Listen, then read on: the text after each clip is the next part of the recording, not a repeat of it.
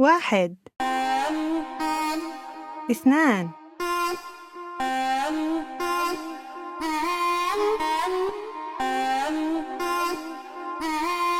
ثلاثة. Welcome to If You Live It, where we're diving into a new chapter, a new step.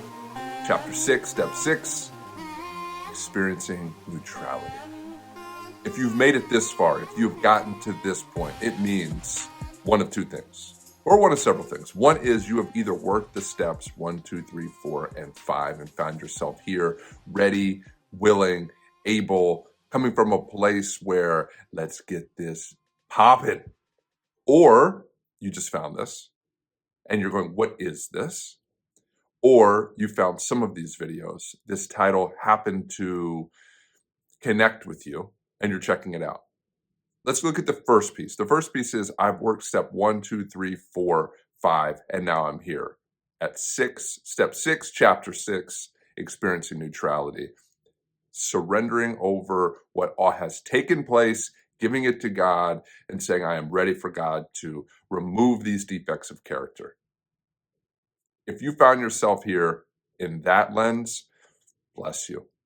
You have experienced miracles. You have witnessed life changing around you. You have been part of something that has already been life changing, that has been filled with aha moments, that has been informative to what this thing is that we call life, that has been transformative to the degree that your life today looks nothing like it did when it started. Now, maybe around you, physicality, the content of life still appears the same, but what's happening inside of you internally, the context from which you're coming from now has shifted probably dramatically.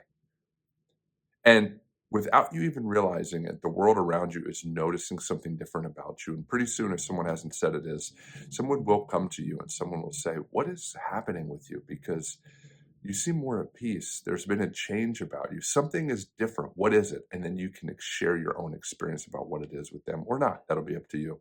So if you've reached this point, it means from that lens, from working the steps until this point, you have been part of a journey of self-discovery and you're moving towards the reality where you can be love for the world, unconditional love for the world, and continue on this pathway as high as you want to take it, as far as your karma will allow, as much as your intent pushes you forth with, as much as the choices that you make help you progress towards more and more truth in your life. You have that opportunity because you have found this pathway and are working it.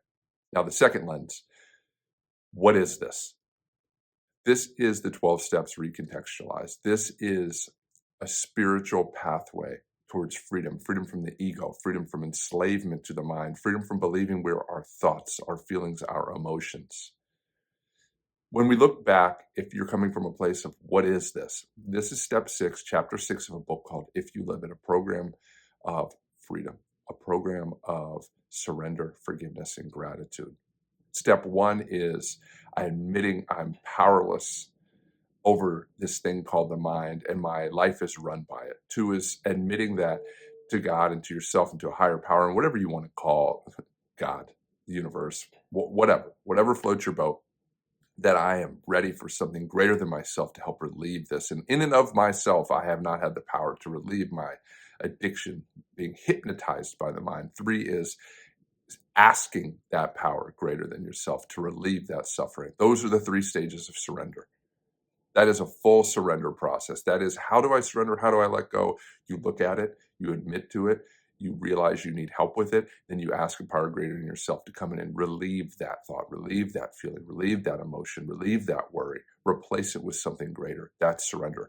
Then in step 4 and 5, and now in 6, we're working through a forgiveness process. Step 4 is created a searching and fearless moral inventory of my life. 4, where are my resentments landing? Where am I fearful? What am I holding grudges towards? What do I need to let go of? What has been my part to play in this journey of life? You're looking at it all, you're dissecting it all, you're giving it all a once-over with a whole different mechanism of truth, a whole different lens of understanding of appreciating life from a different degree. Step 5, you are sharing that information out loud to yourself, with God, with another. You're unloading that burden of self. Now we find ourselves in a step 6, which is similar to step 1 and step 2, but altogether different because we're coming from a place where we've seen our life, we've talked to another about it, we know what it is that is worth completely giving over to God, and we've already felt forgiveness from it. We felt peace from it. We felt safety from it. And now we're moving into admitting to ourselves that we are ready to unload this and allow forgiveness to come into our life from a power greater than ourselves. Moving into step 7, which will be the next video here in this particular series, that is going into asking God to relieve these defects, to relieve these points of interest along the way that I no longer choose to carry with me moving forward. And then the last piece, you've watched a few videos and you like the title of this one, and you're wondering, what is neutrality? Something about the title, something about this video pulled you to it. And let's dive a little bit into neutrality real quick before we introduce the chapter in red form, like we've been doing in the previous 5 of these. Neutrality is a level of consciousness. It is a lens with which we can operate within the world where we're okay if life goes this way. We're also okay if life goes this way. It is after the level of courage on Dr. Hawkins' map of consciousness. And these levels of consciousness aren't a religion. They're not a belief system. They are a quantifiable way to understand the mechanism of life, to understand content, to understand the context out of which things arise. Check it out. Look into it yourself. Dr. Hawkins' scale and map of consciousness. Meditate on it. Pray on it. See it. It is something that is a gift for the world for all time. But we're not here to talk about Dr. Hawkins' scale. We're here to talk about specifically neutrality. Neutrality is a powerful internal compass to calibrate at, to be coming from, to embody for the world. Because what you're saying, in essence, is you're saying, I have reached a place, God, where whatever you do is fine. Whatever's in my life is fine. Whatever needs to be removed, you'll remove. Whatever needs to be done, you'll do. I'm okay with this job. I'm okay if I don't have this job. I'm okay with getting another job. I'm okay with the way that life is. I'm sitting from a place of, I'm good. I'm good either way. And that's where the power resides in neutrality, because you're not out trying to snatch something from life. You're not out trying to take. You're as equal allowance of something coming into your life as it leaving your life. And when you can come from that place, you're able to now focus just on whatever task is ahead of you, whatever choices are in front of you. You've reached a place where life is better than it was. You've transcended even courage. You've transcended the lower mind. You've transcended apathy, fear, grief, shame, guilt, desire, anger, pride. You've transcended being a slave to the mind. You're now working on personal karma. You're now operating within the field of having an etheric body that adds a whole different dimension of energy from a brain capacity, brain physiology, bodily movement, how you're sleeping, how you're operating the world, mental health-wise, physical-wise. Everything's changing when you come from a place like this, especially if you're coming here, finding yourself in neutrality from these lower states after working this program. Whatever it is that has brought you to this video, any of those 3 angles or something completely different, we're glad you're here. What we do next is we now have the chapter of the week from If You Live It read to you out loud, as well as have the words scrolling on the screen. And again, this entire way we're delivering this is giving you this book for free before it's for sale in the world. It's providing a mechanism and a context for you to work these steps with an online style sponsor where someone is reading as you read. We do the same thing from a podcast form, and the same content is available on ifyouliveit.com in the content section where you can read it in book form. At the end of March, moving into April, all 12 steps, all different videos where we dive deeper into them, they're read to you, they're available to you. This information is provided to you. So if you don't want to buy the book, you don't have to.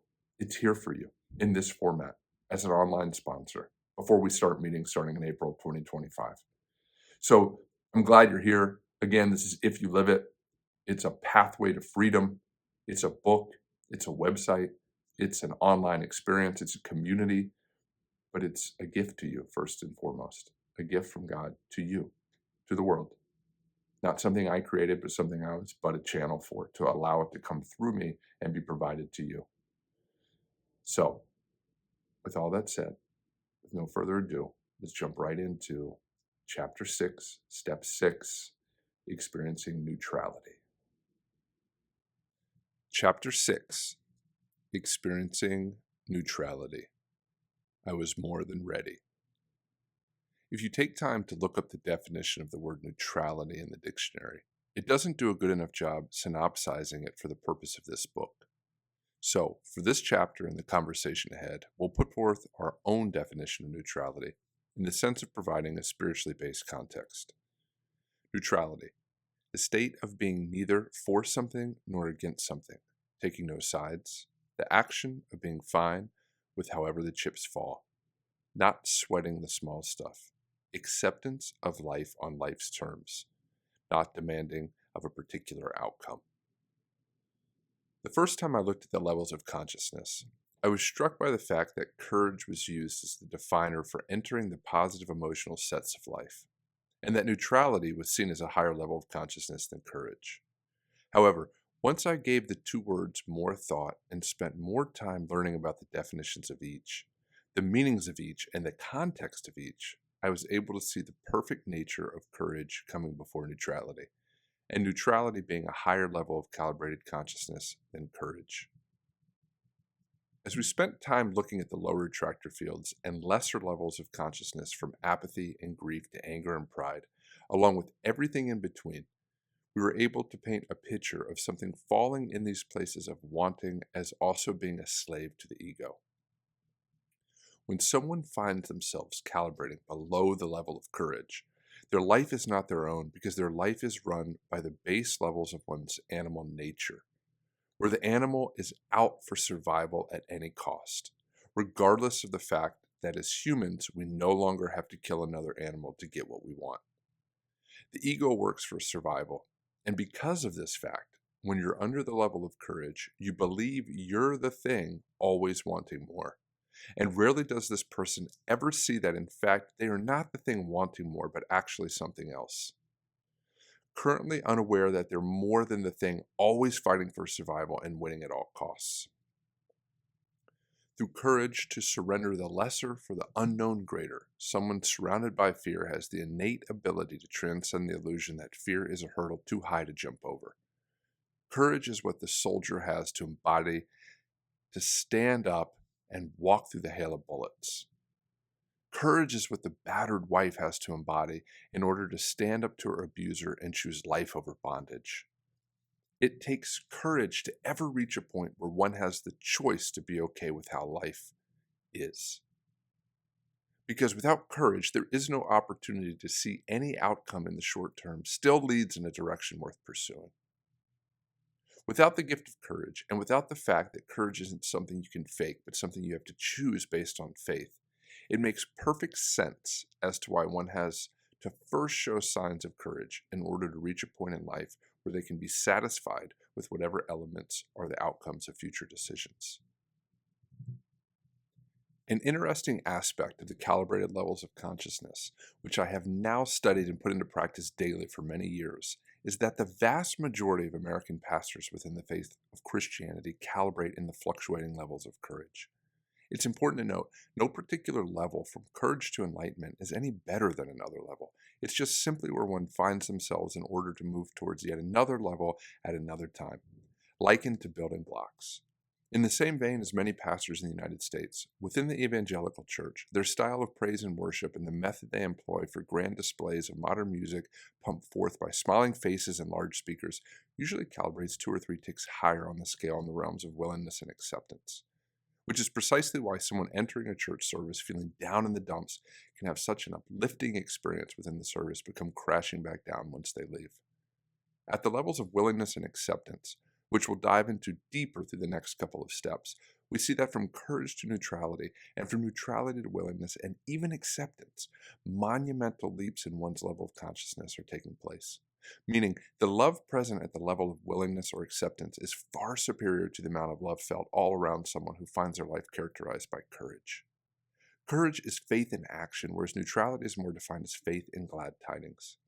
The reason I bring this all up is to show that as one progresses through the steps and finds more and more love present as a conclusion, just like attending a church service, you find more upliftment through a loud band rocking out as opposed to the message of many pastors, is the same for levels of consciousness. The higher one travels, the more innate joy one experiences. Neutrality as a way of life is a blessed situation to find oneself in, and without the courage needed to surrender the lesser over to the greater, all without any proof that life will be better because of it, one would never have the opportunity to feel okay about life taking on whatever shape it takes on. With neutrality, one becomes okay if an endeavor works out and okay if it doesn't. Fine with getting a new job and still fine with the one they have, all while allowing the chance to start anew and feeling confident if all stays the same. Neutrality is a powerful level to calibrate at, and just like what will come in step 6, and the meaning for doing it, one is okay with further surrendering their life to God because at this point, what do they have to lose? Neutrality is characterized through the descriptors in Hawkins' map of consciousness by having a view of God where the Creator appears to be enabling change for the better. At this level, life is satisfactory at worst and approaching hopeful at best. The emotional state which best describes how they approach the world is one of natural trust in life and trust in their potential, unlike in anger where trust is virtually non-existent. And finally, their process for examining life is one of release and letting go of past grudges and attachments to future possibilities. Very few religious leaders of a congregation calibrate at the level of neutrality, with the best of them surrendering over their service to the Holy Spirit so that the pastor might take a back seat so that love can come through him or her for the time their flock is present. If there are any pastors reading this material, I have a few pieces of advice for you, and you can take it or leave it. 1. Never stop surrendering your life and your fears over to God. 2. Always be honest with your congregation about your fears and the limits of your experiences with God and with your faith. 3. Put away the notes. Speak from personal experience and surrender over the pulpit every time for the Holy Spirit to deliver the sermon. For all of you reading this who attend a religious service throughout the week, if your leader doesn't do these 3 things, pray for him/her to do so. And ask God to provide your congregation's figurehead with the humility to speak from their current level of knowingness about God, and not from a place where they talk about things they've heard others say about another's experience with being alive and with experiencing love. The greatest message a pastor has is the one they didn't write, and the one that comes from the heart and is based on their life with God. If your pastor doesn't do this, or they tell you how you should live through fearful words as opposed to personal actions which produce fruit in their life, find another place to worship and a new house to call your community, or else risk your own divine connection with God dwindling as the byproduct. Truths. Shuang Tzu. The wise man moves about, not caring about home or possessions. He lives simply. His feet leave no footprints. Thus, the perfect person is one whose vessel is empty. The Gospel of Thomas. There was a wealthy man who said to himself, I should fill my storehouses with grain, and then I will be secure. This was his intention, but that very night he died. The Dhammapada. There are 2 paths. One is directed towards wealth, the other towards freedom. The monk who understands this renounces world desires. The Bhagavad Gita. With a heart unattached to the outer world, those who seek me find joy and happiness. Contemplating on truth. The days of my childhood can be described as running about from here to there without purpose or intent, with only new experience as the basis for movement. The days of my teenage years were still spent running about from here to there, but my life took on some intent for the first time, and it was because of this intent I had a framework to base my choices upon, and a solid direction to move my body towards. As I found myself moving into my young adult years, the framework which served me so well previously was replaced by a flimsier version of movement based upon controlled chaos, which had purpose, but with which its intent was no longer to produce the fruits of righteous action, but the withering of vines found within a garden neglected. As my adult years carried on in the same fashion as the farmer who has lost his will to properly tend to his crops, I was prematurely dying on the vine. Somewhere between childhood and adulthood, I started caring about possessions, and living had gone from one of simplicity to one of simply existing. My feet left their prints in every direction I traveled as my adult years waned on, and there was scant a place that was tread without the ability for the world to take notice that I was losing my footing. My vessel was full of distractions of life, full of disappointments from life, full of addictions to lesser forms of life, full of wants and desires about happiness returning to my life in the form of a lighter heart and a softer brow. But in the end, it took my feet almost walking off the cliff in order to realize that the lightest and most fruitful load a man can carry is that of an empty vessel. It was surrendering over my intent in the moment and letting go of my attachment to the life that I was currently living, which enabled me to finally be able to become free from fear in all its forms. And today, in this moment, the thought of deliberately leaving my print on the world no longer matters much, for it either will or it won't happen, but it definitely won't be because I forced it upon the history books. The gift of neutrality is this: either something will happen or it won't. Either way, I'm cool. Neutrality, a raise in consciousness from courage, holds a tremendous amount of power within it.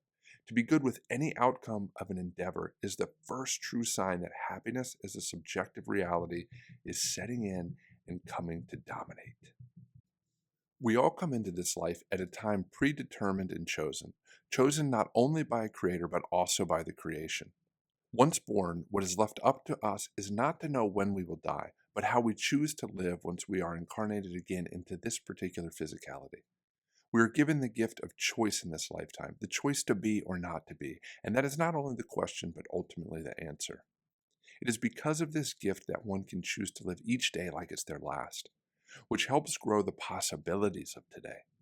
In direct opposition to living this way is living like every day will be followed by yet another one identical to it, which can lead a person to believe there's more time for salvation and evolution than what's present now. We came into this life on a particular day and we will leave it on a particular day, but the time in between is why we are here, for it is the space in between the goalposts that one plays the game, with either goalpost only representing what the boundaries of the playing field are. Planning for your future self is a worthy and noble endeavor, but not at the cost of losing sight that this moment is the only gift of certainty that one has in life.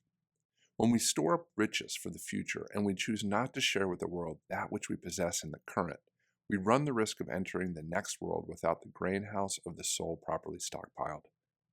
There is a fine balance between preparing for old age and truly living while you're on your way there. And I have threaded that needle very closely at times. But the secret to keeping both halves within the balance, and the truth of the matter for myself, both sides of the coin, life and death, are equally important as long as the owner of this precious metal has no attachment to which way the coin flip goes. Do we want to be on death's bed wishing we had done more for people, or do we want to rest peacefully as we slip into the next chapter certain that we left the world a better place than we found it? This is not your first lifetime. This is not your first rodeo. This will not be the last time you do the dance of life. Some of you, however, have found a savior, and some of you will find enlightenment. Others will find happiness, joy, peace, and even prosperity. But the flip side of storing your riches on earth as opposed to in heaven is that you'll miss out experiencing heaven on earth as well. There was a time in my life when I was consumed with what the world appeared to be able to provide me, namely in the form of happiness through acquisition. Whether it be the allure of fancy cars, large homes, expensive dinners, nights out on the town, a particular type of romantic partner, or whatever else promised external relief from having to look within myself for answers to continued happiness. I remember the day I departed from that path and set sail towards the great unknown world of what God had in store for my daily goings-on, and for the unknown land of happiness found within, as opposed to the hope of momentary dopamine hits found through another purchase. It was through surrendering over my wants and desires on a moment-to-moment basis for a prolonged period of time, before there was an empty space to begin pointing towards a path of finding my heart affixed close to that which created me. It was as though I had allowed the pursuit of glamour to build a wall around my inner being, cutting it off completely from what some refer to as the sunlight of the spirit. However, today, I know beyond a shadow of a doubt, pursuing the world left me full of emptiness. But living as a monk would, with regards to letting go of desires, wants, attachments, and expectations, I somehow found what I had been searching for from all the shiny objects outside of me for so long: happiness. You see, happiness is not a reality only for the special few. It's a choice for anyone who stops living for themselves and starts asking a basic question of the world around them: where can I be of service? The truth is, wealth is not a good nor bad thing, and freedom is not better than modern day indentured servitude to base desires, because they're both subjective realities that lead inevitably towards the same realization: there's more to this life than meets the eye. I could not have experienced freedom without first chasing after the trappings of the shiny world around me, only to come up internally empty from the pursuit. The beautiful thing about pursuing freedom as opposed to chasing after wealth is that a byproduct of experiencing freedom as your reality can also lead to immense wealth as a result. However, when one chooses to put the pursuit of wealth above their pursuit of serving God, freedom never follows, only spiritual slavery. If you desire happiness, pursue freedom over wealth, and wealth will either come or won't come as a result, but not because you did anything to get it. In case you have not figured it out yet, surrender is the key to finding joy and happiness in your everyday life. When I stop and focus back on all of the time wasted in this lifetime and others where I spent my waking hours attached to what others thought of me or fretted about what would happen if, or if only, I am brought back to this moment of right now, this very second, where the me of today can barely recognize the life I lived yesterday. I chose to pursue a connection with God over an attachment to the outer world, in what many would perceive as an aggressive pursuit. But in all reality, what I did at the basis level was constantly and consistently surrender everything over to my Creator until there was nothing left of the old Mason to hang a hat on. What happens through deep surrender is life gets recontextualized, and new choice matrices begin presenting themselves as viable choice hierarchies. And those new streams of choice create a new foundation for living life. Today, I am rebuilt on a foundation of connectedness to the source, and life looks nothing like it did at earlier points in this body. Today, synchronicity guides movement, and today, a true communion with the higher self is what shines through from moment to moment. The key to unattaching from the outside world is first realizing one is not of this world to start with, but wholly, and better still, wholly just visiting. Step 2 towards unattachment requires letting go of wants, desires, expectations, and attachments to what one believes defines who one is in the world at large. The third step towards finding joy and happiness in everyday life is being able to recognize these gifts in real time once they arrive. The last obvious point of life that many would consider a secret, which I will share now, is that happiness is a choice, and just as much of a choice as sorrow. But it takes constantly surrendering the ego structure in order to witness life from a place of having a heart unattached to the outer world.